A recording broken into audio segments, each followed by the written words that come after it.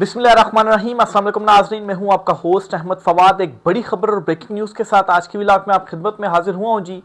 Chief के against इदारे के अंदर से एक बहुत बड़ा जो रद्द अमल है जी, वो सामने आ गया है और चीफ साहब को ये पैगाम दे दिया गया है कि एनफ इज़ एनफ। कुछ एक्सक्लूसिव डिटेल्स हैं आपके साथ, वो मैं शेयर करूँगा। और दूसरी खबर जो आपसे शेयर करनी है वो है अलीमा खान साहिबा पर आज अडयाला जेल के बाहर अंडा जो फेंका गया या अंडा जो मारा गया, ये बाकायदा हमले के ज़मरे में आता है। ऐसा क्यों किया गया और इसके पीछे कौन है? कुछ एक्सक्लूसिव डिटेल सबूतों के साथ आपके सामने रखूंगा जी कि इसके पीछे असल में कौन है और अलीमा खान साहिबा उस वक्त क्या कह रही थी जिसकी तकलीफ हो रही थी कुछ लोगों को, और उस वजह से ही अलीमा खान साहिबा को जो है वो एक खामोश पैगाम दिया गया है कि आज अंडा फेंका गया है तो आप जो है वो खामोश कर जाएं, आपकी और भी बेइज्जती की जा सकती है। इस पर भी कुछ एक्सक्लूसिव डिटेल्स हैं, वो भी आपके साथ में शेयर करूंगा।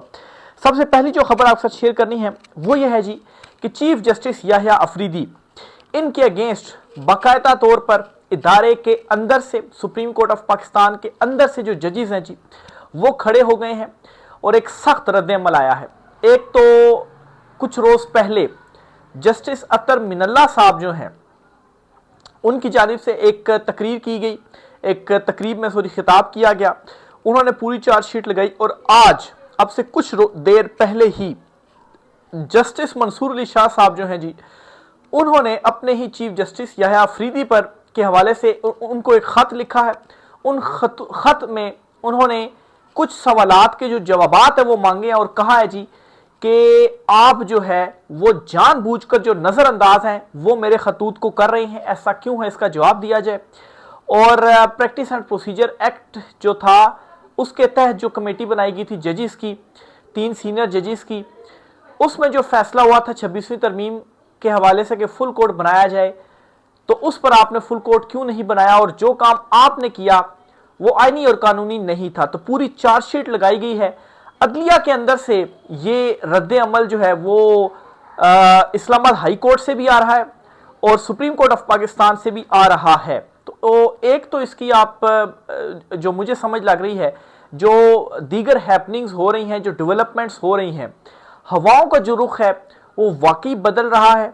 और ज़ाहिर सी बात है जजेस जो होते हैं इनको भी हालात और वाक़यात से ये आगाह होते हैं। तो ये एकदम से जो एक्टिव हुए हैं ना, जो आप कहें जी कि आज़ाद जजेस, ठीक है, तो ये यूं ही नहीं हुए। जस्टिस मंसूर अली शाह साहब ने क्या लेटर लिखा है, पहले तो आप वो लेटर सुने ना। तो चीफ साहब के पास भी जब वो लेटर गया होगा तो उनके भी एक मरतबा कान खड़े हुए होंगे जी कि जस्टिस मंसूर अली शाह साहब ने ये क्या उनको खत जो है वो लिख दिया और पूरी जो है वो एक चार्जशीट आप कहें कि फर्द जुर्म लगा दी गई है उनके ऊपर कि और इसमें इनडायरेक्ट ये बता दिया कि आप तो चीफ जस्टिस के ओहदे के काबिल ही नहीं है, आपको चीफ जस्टिस ही नहीं होना चाहिए था। लेकिन ज़ाहिर बात है 26वीं तरमीम के आप बेनिफिशरी हैं, आप चीफ जस्टिस बने और फिर उसी 26वीं तरमीम को आपने फुल कोर्ट के सामने नहीं लगाया।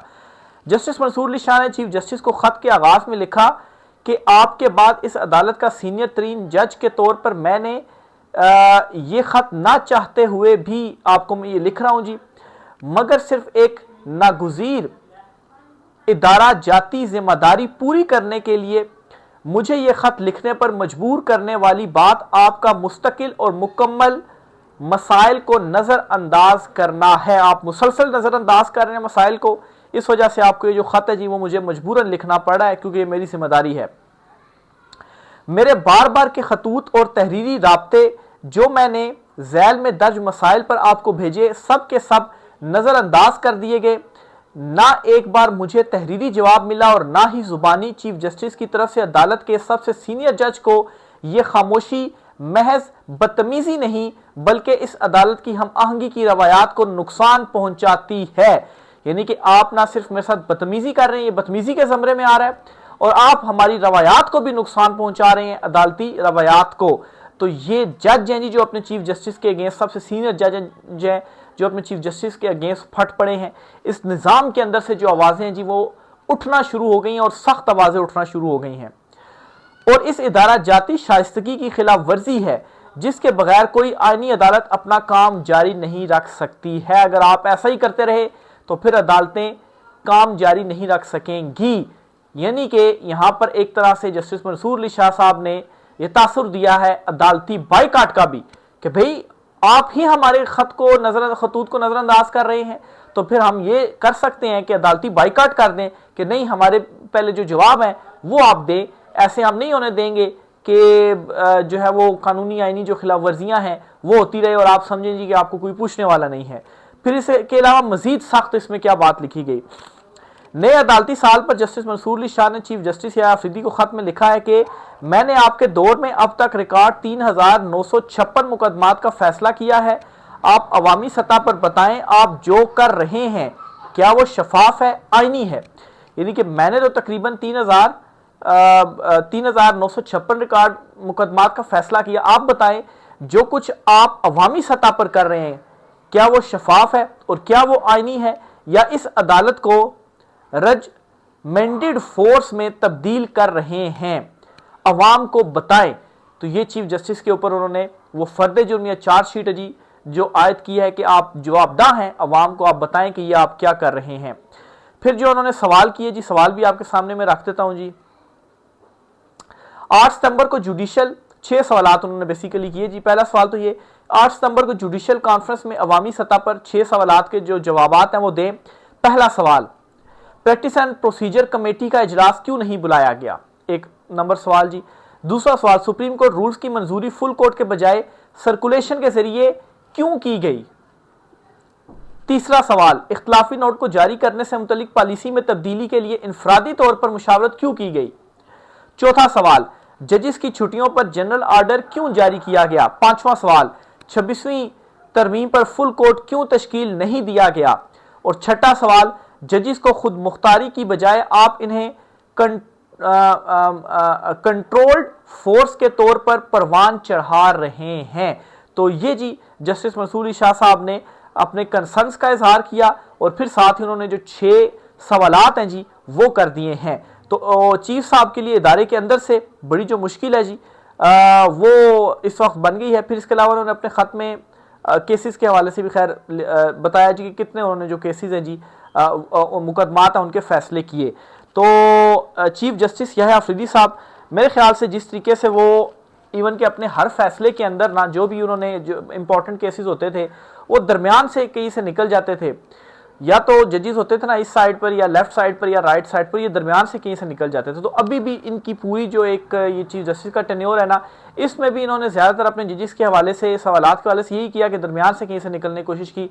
लेकिन अब जस्टिस मंसूर अली शाह साहब ने इनको पकड़ लिया कि नहीं, अब आपको ये सवालात के जवाब देने पड़ेंगे।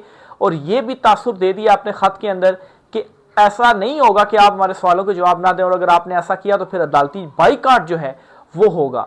और ये खाली जस्टिस मंसूर अली शाह साहब नहीं होंगे, उनके पीछे फिर ज़ाहिर सी बात है अगर वो ये कदम उठाएंगे तो उनके साथ जस्टिस मुनीब अख्तर हो गए, जस्टिस सत्तर मिला हो गए, जस्टिस आयशा मलिक हो गई, दीगर जो जजेस हैं वो भी शायद उनके साथ खड़े हों। तो एक तो ये बहुत बड़ी खबर है जी जो अब से कुछ देर पहले ही ये जो खत है वो सामने आया। दूसरी खबर जो आपसे शेयर करनी है जी वो अलीमा खान साहबा से मुतल्लिक है। अच्छा, एक बात इमरान खान साहब जो अलीमा खान साहबा को मुसलसल जो कह रहे हैं वो मैं आपको बताता चलूँ। ये जो केपी में ड्रोन अटैक्स या ऑपरेशन से मुतल्लिक है, इमरान खान साहब मुसलसल कह रहे हैं। और आज जो अलीमा खान साहबा ने बताया ना, वो कहा है जी कि इमरान खान साहब ने एक मरतबा फिर से सख्त ये हिदायत जारी की हैं और हुक्म जारी किया कि इस चीज़ को केपी हुकूमत जो है वो रुकवाए, क्योंकि अवाम ये समझ रही है कि केपी में तो पीटीआई की हुकूमत है, हमें नुकसान हो रहा है। लेकिन अली अमीन गंडापुर तो जो है वो तो कतरा रहे हैं इमरान खान साहब से मुलाकात करने के लिए भी कि उनसे मैं मुलाकात करूंगा तो किस मुंह से उनके साथ जो मुलाकात है वो करूं। लेकिन मुसलसल इमरान खान साहब ये जो हुक्म है या हिदायत है वो अलीमा खान साहब के थ्रू अली अमीन गंडापुर तक जो है वो पहुंचा रहे हैं। और अफगानिस्तान के हवाले से वो बात कर रही थी और केपी ऑपरेशन बंद करने के हवाले से बात कर रही थी। तो उस दौरान ये जो एक अटैक है, हमला, मैं इसको हमला कहूँगा कि हमले के ज़मरे में इसलिए आता है क्योंकि इसमें एक तरह से आपने जो अंडा उनको फेंका, इसमें आप बाकायदा तौर पर एक तरह से फिजिकल उनके साथ हुए। एक तो होता है ना कि आप आर्गूमेंट्स कर रहे हैं, बहस कर रहे हैं, लेकिन इसमें आप फिजिकल हुए। अंडे में खैर कोई चीज़ भी हो सकती थी, अंडे के अंदर कोई मतलब है कि कोई ऐसी चीज़ हो सकती थी कि जो उनको हिट करती, उनको जख्म आ सकता था या नुकसान हो सकता था, क्योंकि खैर उसमें कुछ ऐसा था तो नहीं। लेकिन और फिर दूसरी तरफ ये जी कि अगर कोई ये समझता है जी कि जिस तरीके से सियासतदानों के साथ आप करते हैं, स्याही फेंक के या बाकी चीज़ें करके, जूता कभी फेंक दिया, तो आप उनको बेइज्जत कर सकते हैं। तो एक इसमें यह भी था जी कि अलीमा खान साहबा जो है उनको हम इस तरह से हरास करें या उनको बेइज्जत करें। आज कुछ सहाफ़ी जो थे उन्होंने भी काफ़ी कोशिश की लेकिन खैर उनको भी नाकामी हुई। और आज ये जो किया गया ना अलीमा खान साहबा के साथ अंडा फेंका गया, इसमें भी अगर कोई ये समझता है कि वो उनको बेइज्जत कर सका है तो ये उनकी गलत फहमी है। उसकी वजह ये है कि उनका सियासत से तो कोई ताल्लुक है नहीं। तो मतलब प्लान्स भी जिन्होंने बनाया था वो भी मतलब है कि बेवकूफ़ाना ही प्लान था। अगर किसी पॉलिटिशियन के साथ आप करते तो एक जो है वो आप इमेज जिस तरह से माजी में बिल्ड करते रहे या होती रही, ख्वाजा आसिफ के मुंह पर स्याही फेंकी गई, बेइज्जती हुई, नवाज शरीफ को जूता मारा गया, बेइज्जती हुई, लेकिन अलीमा खान साहबा पर ये जो अंडा फेंका गया इससे बेइज्जती नहीं हुई, बल्कि अलीमा खान साहबा जो हैं वो मजीद अब डट कर सामने आई हैं। उनके साथ भी देखें, उनका भांजा, उनका भाई, उनके बेटों, उनको गिरफ्तार किया गया। बेटों खैर आज शेरशाह जो हैं ये भी आपको बताते चलो, उनको भी जेल से जो रिहाई है वो मिल गई है। उनकी जमानत हुई थी कल, लेकिन परसों लेकिन उसमें के रोबकार आपने जेल में सबमिट करने होते हैं, फिर उनकी रिहाई होती है। तो एक दिन बाद उनकी भी रिहाई हो गई है। तो शेरशाह और शारेज दोनों अलीमा खान साहबा के जो साहबजादे हैं वो घर आ गए हैं, उनकी जो रिहाई है वो हो गई है। बहरहाल जी इमरान खान साहब की बहन अलीमा खान साहबा भी इमरान खान साहब की तरह ही हैं, वो भी डट कर खड़ी हो गई हैं। और इसमें ये जो उनके साथ किया गया कि उनको बेइज्जत किया जाए, उनको पीछे ताकि वो धकेला जाए, या इसमें ये भी हो सकता है जी कि उनको एक तरह से धमकाने के उसमें भी आ सकता है कि अंडा फेंक दिए यानी कि हम फिर आपको नुकसान भी पहुंचा सकते हैं, ये चीज़ भी हो सकती है। लेकिन वो डट कर खड़ी हुई हैं, तो ये चीज़ तो जिन्होंने ये किया उनको अब जो है वो क्लियर हो गई होगी। लेकिन खैर अगर कोई समझता है कि इससे उनकी बेइज्जती हुई होगी तो ऐसा हरगिज़ नहीं है। आप सोशल मीडिया को उठाकर देख लें, आप पब्लिक को देख लें, सारे इसकी मजम्मत कर रहे हैं। जो मुखालफीन है बहुत सारे वो भी इसकी जो मजम्मत है वो कर रहे हैं। कुछ तो हैं जो अंदर अंदर से खुशमी है, लेकिन यह है कि ज़्यादातर जो मुखालफीन भी हैं अमन के वो भी इसकी जो मजम्मत है वो कर रहे हैं। और उल्टा अलीमा खान साहबा जो हैं उनकी पॉपुलैरिटी भी, इमरान खान साहब के साथ अलीमा खान साहबा की भी पॉपुलैरिटी जो है वो बढ़ गई है इस टाइम पे। अवाम के दिलों में उन्होंने भी घर जो है वो कर लिया है। बहरहाल जी अब इसमें एक दो सवालात पैदा होते हैं जी। एक तो ये कि जब जिन खवातीन ने ये किया अंडा फेंका वो जब भागी हैं तो जिस गाड़ी में वो बैठी उसको फुटेज में देखा जा रहा था, पुलिस वाले खुद जो है वो रास्ता क्लियर कर रहे थे, उस गाड़ी को जो है वो भागने में हेल्प कर रहे थे। तो ये नहीं कि वहाँ जो पुलिस थी वो एक तरह से सहूलतकारी कर रही थी कि उनको रास्ता दिया जाए और वो यहाँ से निकल जाएं। बाद में पुलिस ने फिर ये बयान जो है वो उसकी तरफ से जारी आया जी कि ये पीटीआई की खवातीन है और ये एहतजाज कर रही थी, तो इनकी बात नहीं सुनी गई, इस वजह से इन्होंने जो है वो अलीमा खान साहबा के ऊपर अंडा फेंका। अब अकल के अंदर से कोई ये पूछे कि अगर ये पीटीआई की खवातीन और एहतजाज कर रही हैं तो अलीमा खान साहबा के सामने एहतजाज ही क्यों करेंगी? आप जाएँ और पीटीआई लीडरशिप के सामने एहतजाज करें। आप अली अमीन गंडापुर, बैरिस्टर गौहर, असद कैसर, इनके सामने एहतजाज कर सकती है ना अगर पीटीआई की खवातीन है।